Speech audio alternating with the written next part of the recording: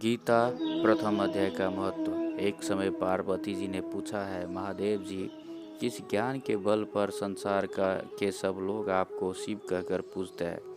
मृगछाला ओढ़े और अपने सभी अंगों में शमशान की विभूति लगाए, गले में सर्प और नर मुंडों की माला पहने हुए हो।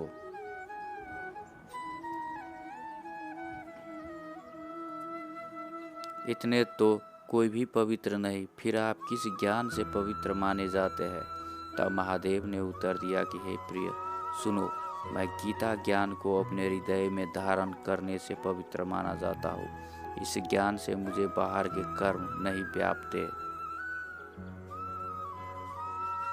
तब पार्वती जी ने कहा कि हे भगवान, जिस गीता ज्ञान की आप ऐसी स्तुति करते हैं, उसके श्रवण करने से कोई कृतार्थ भी हुआ है?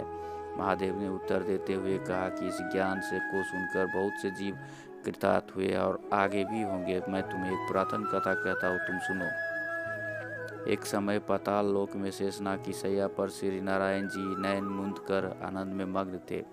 उस वक्त भगवान के चरण दबाते हुए लक्ष्मी जी ने पूछा, हे प्रभु, निद्रा और आलस्य तो उन पर पुरुषों का व्यापता है जो जीव तामसी होते, फिर आप तो दोनों के गुणों से अतीत हो। आप तो वासुदेव हो। आप जो नेत्र मूंद रहे हो, इससे मुझे बड़ा आश्चर्य है। नारायण जी ने उत्तर देते हुए कहा, हे लक्ष्मी, मुझको निद्रा आलस्य नहीं व्यापता। एक शब्द रूप से जो भागवता है, उससे जो ज्ञान है, उसके आकार रूप है। यह गीता शब्द रूप अवतार है। इस ज्ञान में यह 5 अध्याय मेरे मुख है, 10वां अध्याय मेरा भुजा है, 16वां अध्याय मेरा हृदय और मन और मेरा अदर है, 17वां अध्याय मेरी जंघा है, 18वां अध्याय मेरे चरण है, गीता श्लोक ही मेरी नाड़ियाँ है और जो गीता के अक्षर है वह मेरा रोम है। ऐसा मेरा शब्द रूपी जो गीता ज्ञान है, उसी के अर्थ में मैं हृदय में विचार करता हूँ और बहुत आनंद प्राप्त होते हूँ। लक्ष्मी जी बोले, हे श्री नारायण जी, जब श्री गीता जी का इतना ज्ञान है तो उसको सुनकर कोई जीव कृतार्थ भी हुआ है? सो मुझसे कहो। तब श्री नारायण ने कहा है, हे लक्ष्मी, गीता ज्ञान को सुनकर बहुत से जीव कृतार्थ हुए। सो तुम श्रवण करो। एक व्यक्ति था जो चंडालों के कर्म करता था और तेल नमक का व्यापार करता था। उसने एक बकरी पाली।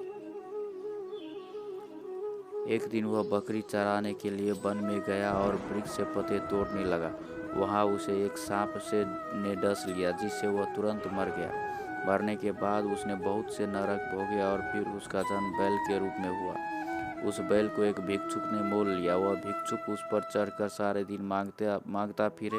जो कुछ भिक्षा मांग कर लाता, वह उसे अपने परिवार के साथ मिलकर खाता और वो बैल सारी रात द्वार पर खड़ा रहता। उसके खाने पीने का कोई भी ख्याल नहीं करता था और सुबह होते ही बैल पर चढ़कर फिर मांगने निकल जाता। जब बहुत दिन हो गए तो वह बैल भूख से गिर गया, लेकिन उसका प्राण नहीं निकला।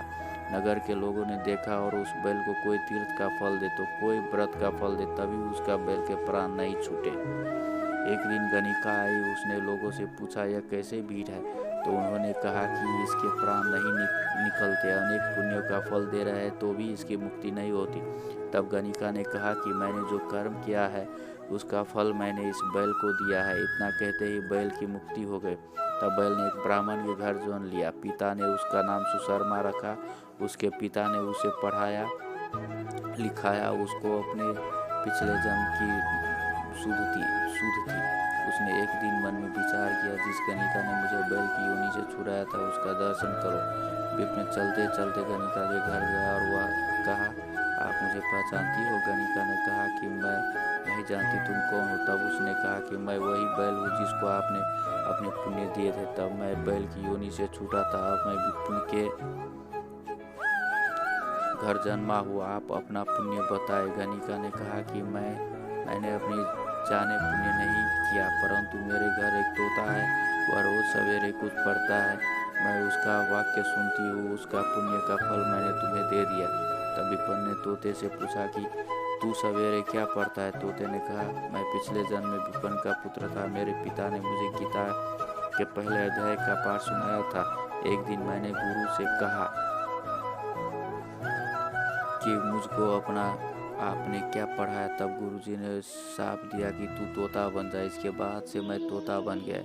एक दिन बहेलिया मुझे पकड़ ले आया और एक विपन्न ने मुझे मोल ले लिया। वह विपन्न भी अपने पुत्र को गीता का पाठ सिखाया करता था। तब मैंने भी यह पाठ सीख लिया। उसी दिन विपन्न के घर में चोर घुस गए। उन्हें घर धन तो प्राप्त नहीं हुआ, लेकिन वह मेरा पिंजरा उठा लाया। उनकी यह गणिका मित्र थी, वह मुझे उसके पास ले आए। सो मैं नित्य प्रातः गीता जी से पहले अध्याय का पाठ करता हूँ, जिसे यह गणिका सुनती है। पर इस गणिका को समझ में नहीं आती। जो मैं पढ़ता हूँ वही इस गणिका ने तेरे निमित्त दिया था। वह श्री गीता जी के पहले अध्याय का फल था। तब विपन्न ने कहा कि हे तो तू मेरे आशीर्वाद से तेरा कल्याण हो। सो हे लक्ष्मी, विपन्न के इतना कहते कि वह तोता भी मुक्ति को प्राप्त हो गया। तब गणिका ने बुरे कर्म छोड़ भले कर्म ग्रहण किया और नित्य स्नान करके श्री गीता जी के प्रथम अध्याय का पाठ करना शुरू कर दिया, जिससे उसकी भी मुक्ति हो गई। ऐसा है गीता के प्रथम अध्याय का पाठ का महत्व।